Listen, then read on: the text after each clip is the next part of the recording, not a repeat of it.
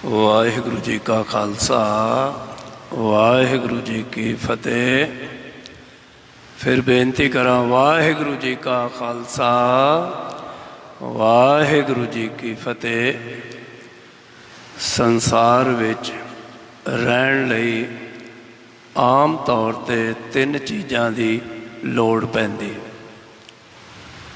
खाण वास्ते चंगी रोटी होवे, पाण वास्ते चंगा कपड़ा होवे ते रहन वास्ते सोहना ते सुंदर घर भी होवे। इन्हां तीन चीज़ां तो बिना संसार विच ना मान मिलता है ना सत्कार मिलता है। और जदों गुरु महाराज जी की मेहर हुंदी है, गुरु महाराज जी की बख्शिश हुंदी है, अपने सेवकां की झोली विच ये सारे ही पदार्थ महाराज जी पा देंदे। दुनिया विच आपां जो भी देख रहे हाँ, जितने भी पदार्थ ने, इन्हां दी गिनती 4 मन्नी गई है, जिन्हों 4 पदार्थ कहा गया है। धर्म, अर्थ, काम अते मोक्ष, ये 4 तरह के पदार्थ ने। और गुरु महाराज जी कहते हैं 4 पदार्थ जे को मांग है, 7 जना की सेवा लग। कैसी गल है, गुरु महाराज जी ने एक एक चीज़ साढ़े समक्ष रख दी। अज बहुत खुशी का समा। मेरे सत्कारयोग भैन जी निर्मलजीत कौर जी, उन्हों दे प्यारे बेटे जगदीप सिंह जी ते सारे ही परिवार नूं गुरु महाराज जी ने सोने घर की बख्शिश की है। और गुरु महाराज जी की ये भी बख्शिश है, अजे परिवार शुकराने विच जुड़िया। ते हर बंदे नूं शुकराना नहीं करना आंदा। अज आपां यही चीज़ सीखनी है भी शुकराना किवें करिए, ते सिख नूं शुकराना किस तरह करना चाहिए, ते सिख दा शुकराना है कि, क्योंकि पदार्थ सारे उसे दे ने, ये दातां उसे दियां ने, और वो दिंदा दाता फिर सिख शुकराने विच जुड़दा है। भाई साहब, भाई अजीत सिंह जी, कुलबीर सिंह जी, दीपक सिंह जी, प्यारे बच्चे बड़े प्यार दे नाल कीर्तन कर रहे सन। और उन्होंने एक गल कही, मीरी पीर दे मालक गुरु हरगोबिंद साहब महाराज, इन्हां दे सांडू जी सन भाई साईं दास, ते इन्हां ने घर बनाया। घर ते घर बहुत सुंदर बन गया। घर सुंदर बन गया, मन विच ख्याल आया, जदों तक बाबा जी दे चरण इत्थे नहीं पैणगे असीं अंदर प्रवेश नहीं करांगे। और गुरु हरगोबिंद साहब महाराज जी के चरणों में ये परिवार रोज़ ही बेनती करता है, महाराज आओ आपने मुबारक चरण पाओ। और कुदरती गुरु हरगोबिंद साहब महाराज जी का आगमन पुरब भी है। कल 18 तरीक नूं, परसों 18 तरीक नूं गुरु हरगोबिंद साहब महाराज जी का आगमन पुरब बड़ी श्रद्धा भावना प्यार दे नाल मनाया जा रहा है। और मीरी पीर दे मालक गुरु हरगोबिंद साहब महाराज जी की बहुत वड्डी देन है, बहुत वड्डी देन। सतगुरु गुरु अर्जन देव महाराज जी की कुर्बानी तो बाद गुरु हरगोबिंद साहब महाराज जी एक नवी परंपरा नूं जन्म दिता। शांति दे नाल क्रांति आ गई। क्योंकि चीज़ां दोवें ही चाहिदियां ने। शांति दे नाल क्रांति, भगती दे नाल शक्ति, पीरी दे नाल मीरी और संत दे नाल सिपाही। और इत्थे ही बस नहीं कीता, गुरु महाराज जी ने हरमंदर साहब दे सामने अकाल तखत की रचना भी की। तो उन्हां दा भी आगमन पुरब है, जिथे आपां भैन जी निर्मलजीत कौर, उन्हां दे प्यारे बेटे जगदीप सिंह, सारे ही परिवार नूं वधाई देण वास्ते आपां आए हाँ। उत्थे महाराज जी दे आगमन पुरब दी भी सारिआं नूं बहुत बहुत वधाई होवे। ते मैं गल कर रहा सी शुकराने दी, और इस तो पहला एक छोटी जी साखी आप जी दे समक्ष रखा। जिस वेले गुरु अमरदास महाराज जी ईश्वर प्राप्ति दे साधन यानी हर साल गंगा दा इशनान करना हरिद्वार जाके, और गुरु महाराज जी एक बार वापस आ रहे सन, बड़ी थकावट हो गई। एक पिंड विच चले गए, पिंड दे नाल एक बाग सी, ते बाग भी जाके लम्बे पै गए। इत्थे एक दुर्गादास जो महान ज्योतिषी सी, विद्वान सी, ते आए गए दी सेवा भी करदा सी। ये आ गया बाग विच। गुरु महाराज जी ने एक लत्त अपनी दूजी लत्त उत्ते रखी हुई सी। ये आया ते एदी नज़र महाराज जी दे चरणां ते पई। हैरान हो गया, इन्ने वड्डे बंदे आम बंदियां वांग जमीन ते पए हुए हैं, क्योंकि महाराज जी दे चरणां विच एक रेखा सी जिसनों पदम कहा जाता है, और जिहदे चरणां विच रेखा होवे वो जगत दा गुरु होवेगा या चक्रवर्ती राजा होवेगा। उस रेखा नूं देख के ये दुर्गादास पंडित ने ये गल कही। कहने लगा, महाराज तुसी तां चक्रवर्ती राजे होने चाहिए, तुसी तां जगत के गुरु होने चाहिए हो। एक मामूली इंसान वां क्यों जमीन ते पे होए।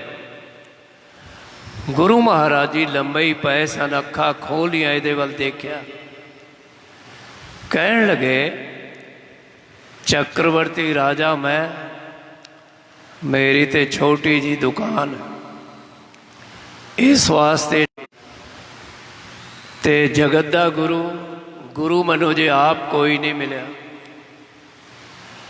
इस वास्ते दोवें गल्लां नामुमकिन ने। ये कहन लगा, महाराज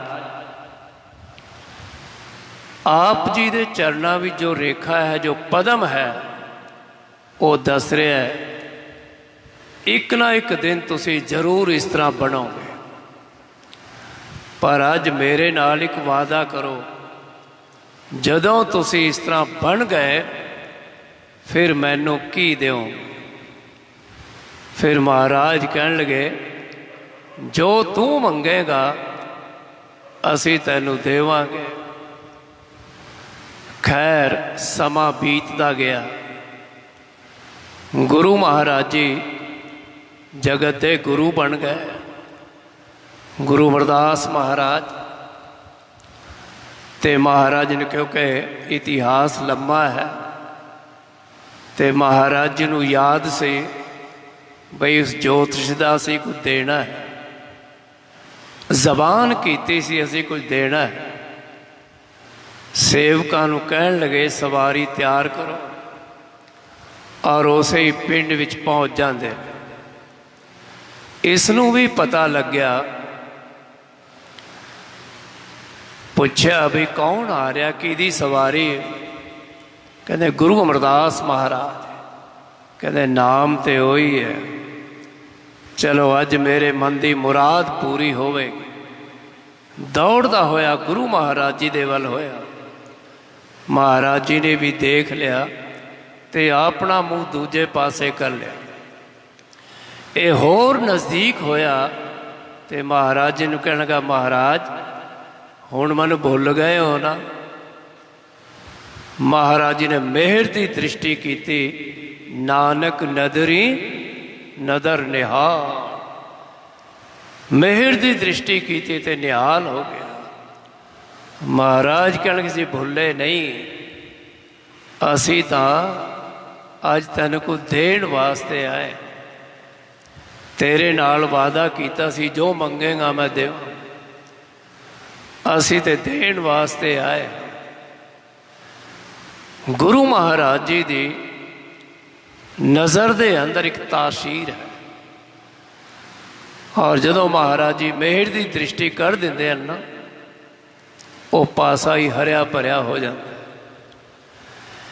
अमै दृष्ट शुभ करै हरै अग पाप सकल मल, काम क्रोध अर लोभ मोह बस करै सबै बल। सदा सुख मन वसै दुख संसारै खोवै, गुर नौ निध दरियाओ जन्म हम कालख धोवै। सो कहो टल गुर सेवियै, अहन सहज सुभाए। दर्शन परसै गुरु कै, जन्म मरण दुख जाए। ये तासीर है बाबा जी की मेहर की दृष्टि विच। महाराज जी कहने मंग, पर ये हुण मंग नहीं पाता। कई बार ऐसा होता है महापुरखों का मेल मिलाप हो जाता है तो बंदा कुछ मंग नहीं पाता, तो बाबा जी तो की मंगीए, किवें मंगीए। महाराज इसनूं कह रहे ने मंग, पर यह मंग नहीं पा रहा। चूड़ामणि कवि संतोख सिंह जी ने बड़ा सुंदर लिखा है, जे नाम दे धन दे न जन को, धन बिहून जन जग न सवार। महाराज तेरा मैं नाम मंग लवा, खाण नूं रोटी ना होवे, पाण नूं कपड़ा ना होवे, रहण नूं मकान घर ना होवे, ते इत्थे कोई मान सन्मान देवेगा, कोई सत्कार करेगा। गरीब की हालत ऐसी, निर्धन आदर कोई ना दे, लाख जतन करे वो चित ना तरे। ऐसी हालत है गरीब की। अखीर कहता महाराज तुझ पै कही नहीं बन आवै, जो भावै त्यों बनत बनाए। गुरु अमरदास ते जो के नंदन, दोनों निर्मल पंथ चलाए। महाराज जी ने मेहर की, बख्शिश की, यदी झोली विच दुनिया की हर चीज पा दी, यदा लोक ते परलोक सवार दिता। तो गुरु महाराज जी जो मेहर होंदी है, बख्शिश होंदी है, फिर ये सारिया चीज़ां मिलदियां ने। सोना घर मिलता है, सोना कारोबार हुंदा है, और फिर खाण पीण लई किसी चीज़ की कमी नहीं रहिंदी। ये उहदी बख्शिश है। ते अज भैन जी निर्मलजीत कौर, ते अज मैनूं वड्डे भैन जी भी याद आ रहे हैं। भैन जी जतिंदर कौर जी, वो नहीं आए, उन्होंने बेटे आए। मेरे नाल कल गल होई, अंकल जी थानू सरप्राइज देना। मैं कहा जी बिल्कुल ठीक है। तो मैनू सरप्राइज मिल गया। अज मैं देख रहा ये वो परविंदर जी, धर्मिंदर जी वो ने जिन्हों ने हज़ारां दस्तारां उस मुल्क दे अंदर नार्वे लोकां नूं सजाइयां, अंग्रेज़ां नूं दूजे तीजे सारे, और मैं आप लैके गया सी दस्तारां भी। तो मैं क्या परविंदर जी तुसी सजा तो रहे हो। इन्हों ये गल महसूस हुई बई असी सजाते ही ना रहिए, आप भी सजा लीए। तो हुण देख लो तुसी, कह बे को शोभा नहीं देखा ही परवाह। वाकई ये पछाण विच भी नहीं सी आ रहे, क्योंकि महाराज जी ने चौगुना रंग दे दिता। दस्तार, गुफ्तार और रफ्तार, इन्हां दी अपनी अहमियत। सिख दे सिर दे उत्ते दस्तार होवे, उसनों किसी नूं कहण दी लोड़ नहीं पैंदी ये कौन है। ये हिंदुस्तान दा रखवाला, ये गुरु गोबिंद सिंह महाराज जी दा सिंह है। तो महाराज जी ने बड़ी मेहर की, बड़ी बख्शिश की। इन्हां नूं बहुत बहुत बधाई। नाल ही सोनिया भैन जी और बाबा जी मेरे सामने बैठे ने। मैं नाम ही लै रहा सी, मैं क्या रिंपो सोनिया नज़र नहीं आ रही। वो दरवाजे तो अंदर आ गए, कह लगे वो देख लो सामने खड़ी नाल बाबा जी। बड़ा सुंदर संपन्न परिवार। इसे तरह भैन जी निर्मलजीत कौर, उन्हों दे प्यारे बेटे। क्योंकि रिंपू जी मैनू कह रहे थे माता जी सन ते सब थां ते हो आंदे सी, पर हुण क्योंकि रिश्तेदारी भी ये दूर जी थोड़ा है, मासी ते माँ वर्गी हुंदी है, ते वो पहुँचे ने। ते मैनू कहन लगे दस्तार भी अज ही सजानी, कल क्योंकि मैं चले जाना। ते बहुत खुशी की गल है। ते रिंपू जी फिर ये दस्तार चमकती रहनी चाहिए, इस तरह सिर ते सजी रहनी चाहिए। ये बाबा जी की मेहर, बाबा जी की बख्शिश। तो मैं गल की सी शुकराने की, ते अज जगदीप सिंह, भैन जी निर्मलजीत कौर, ये सारा परिवार शुकराने में जुड़ा है। एक शुकराना कीता सी सतगुरु गुरु अर्जन देव महाराज जी ने। जिस वेले श्री गुरु ग्रंथ साहब महाराज जी की संपादना हुई, ये भीड़ तैयार हो गई। भाई साहब भाई गुरदास जी ने ये पावन भीड़ तैयार की, क्योंकि वो लिखारी सन। जिस वेले भीड़ तैयार हो गई ना, ते महाराज जी कहन लगे हुण की करिए, भीड़ ते तैयार हो गई। ते सिखा ने एक बेनती की, महाराज भीड़ तैयार हो गई है, तो हुण प्रकाश कित्थे होवेगा। ते महाराज कहन लगे इस पावन भीड़ वास्ते असी हरि दा मंदिर पहला ही तैयार किया होया। किसी घर विच कोई नवा जी आने वाला हुंदा है ना, ते सियाणियां बच्चियां उस दे वास्ते बस किस किस चीज़ की लोड़ पैंदी है, हर चीज़ पहला तैयार कर लैंदी है। महाराज कहन लगे ये श्री गुरु ग्रंथ साहब महाराज जो संसार का उद्धार करनगे, उन्हां दे वास्ते फिर उन्हां दे प्रकाश लई थां भी ओहो जी चाहिए। तो हरमंदिर साहब दे अंदर महाराज जी ने प्रकाश भी किया, पर इस तो पहला बाबा जी ने एक शुकराना किया। ते नाल ये भी गल कही, क्योंकि 36 महापुरखों की ये पावन बाणी, जिथे 11 भट्ट, 15 भगत, 6 सिख और गुरु साहिबान आप 6। ते ना कहन लगे भाई गुरदास जी लिया तेरी बाणी भी ग्रंथ साहब भी चढ़ा दी है। उस वेले भाई गुरदास जी खड़े हो गए, कहन लगे मेरे पातशाह सिख दा धर्म नहीं, वो गुरु दे मुकाबले ते खड़ा हो। सिख दा धर्म है गुरु दे चरणों विच रहे। जे मेरे ते तुठे हो ते मैनू अपने चरणों विच ही थां दो। महाराज ने गल वकड़ी विच लै लिया। और ये गल कही, भाई गुरदास तेरी बाणी ग्रंथ साहब की कुंजी होवेगी। तेरी बाणी नूं जो पढ़ेगा उसनूं ग्रंथ साहब की समझ आ जाएगी। ये मान सन्मान भाई गुरदास जी की बाणी नूं मिले। और इस स्टेज ते 4 बाणियां का कीर्तन हो सकता है। आदि श्री गुरु ग्रंथ साहब महाराज और दसम ग्रंथ साहब जी की पावन बाणी, भाई साहब भाई गुरदास जी और भाई साहब भाई नंद लाल जी, ये 4 बाणियां प्रमाणिक ने। इन्हां दा कीर्तन इत्थे हो सकता है। तो भाई गुरदास जी की बाणी नूं कुंजी का खिताब मिले, कुंजी। और देखो कुंजी बहुत कीमती चीज़ होंदी।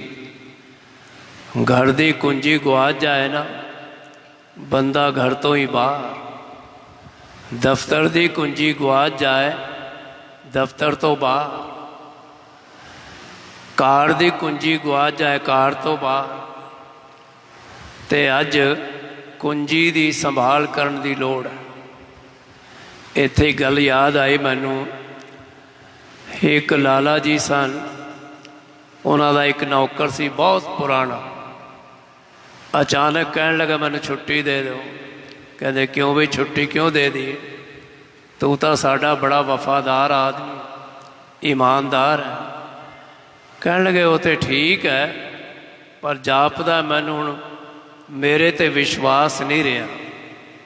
कहन लगे क्यों विश्वास क्यों नहीं रहा? देख घर दियाँ सारियां कुंजियां टेबल ते पईयां, तू कहंदा विश्वास नहीं रहा। कहन लगा हाँ महाराज वो तो मैं भी देख रहा, सारियां कुंजियां टेबल ते पईयां ने, पर लगदी तो एक भी नहीं, लगदी एक भी नहीं। हुण आपां रात दिन जो पाठ पूजा करते हैं ना, ये भी कुंजी की तरह है। और जदों कुंजी लग गई गल बन गई। तो गुरु अर्जन देव महाराज ने खड़े होकर एक शुकराना किया। जदों पीड़ तैयार हो गई, वो शुकराना की सी। अजे परिवार भी वो शुकराना कर रहा कि तेरा कीता, सारे पढ़ लो, तेरा कीता जातो नाही, मैनो जोग की तोई, मैं निर्गुण यारे को गुण नाही, आपे तरस पयो।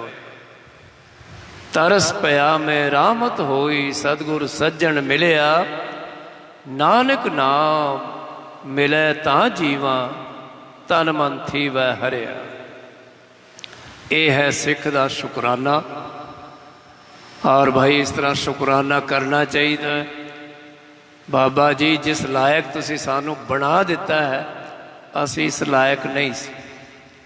तेरा कीता जातो नाही, मैनो जोग की तोई, मैं निर्गुण यारे को गुण नाही, आपे तरस पयो। सारियां दा हार्दिक धन्यवाद। और मानयोग हैड ग्रंथी साहब दर्पण जी बैठे ने बाबा जी की हजूरी विच। मैं सोच रहा सी भी ज्ञानी जी दस नहीं रहे, ये भी आ गए। तो बड़ा प्यार मिलता है जदों भी इधर किधरे आइए सारी संगत का।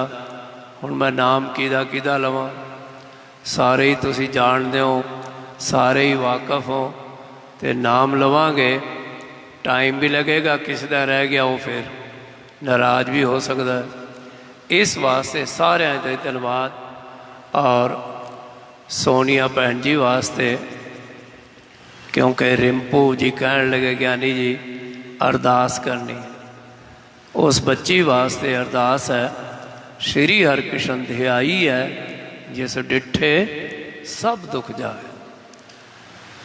देखो बाणी जड़ी है ना, ये सारे रोगों को दूर कर दी। और आप पढ़ते हैं ना, रोगी का प्रभ खंडो रोग। सारे पढ़ो, ये सारे वास्ते ही है। क्योंकि किसी को कोई दुख है, किसी को कोई दुख है। ਆਪਾਂ ਹੈ ਤਾਂ ਸਾਰੇ ਹੀ ਦੁਖੀ ਨਾ। नानक दुखिया सब संसार। तो रोगी का प्रभ खंडो रोग, दुखिए का मिटाओ प्रभ सोग। निथावे को तुम थान बैठाओ, दास अपने को भक्ति लाओ। दास अपने को भक्ति लाओ, दास अपने को भक्ति लाओ। महाराज सारिਆਂ ਨੂੰ और रिंपू जी का बेटा उहदे वास्ते भी अरदास, क्योंकि महाराज जी सारे दुखों की निर्वृत्ति करते हैं।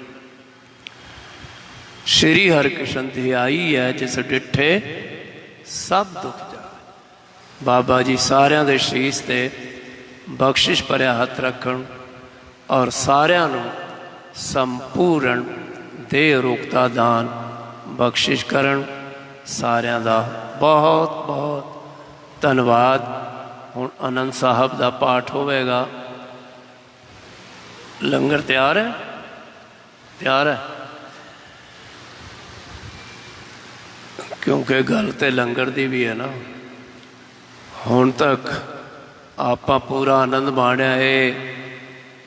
आत्मा की खुराक है तो शरीरक खुराक भी चाहिए, और महाराज ने दोवें चीज़ां साड़ी झोली विच पाईयां ने।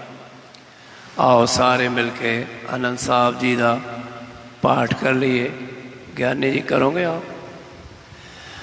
राम कली महला तीजा आनंद को ओंकार।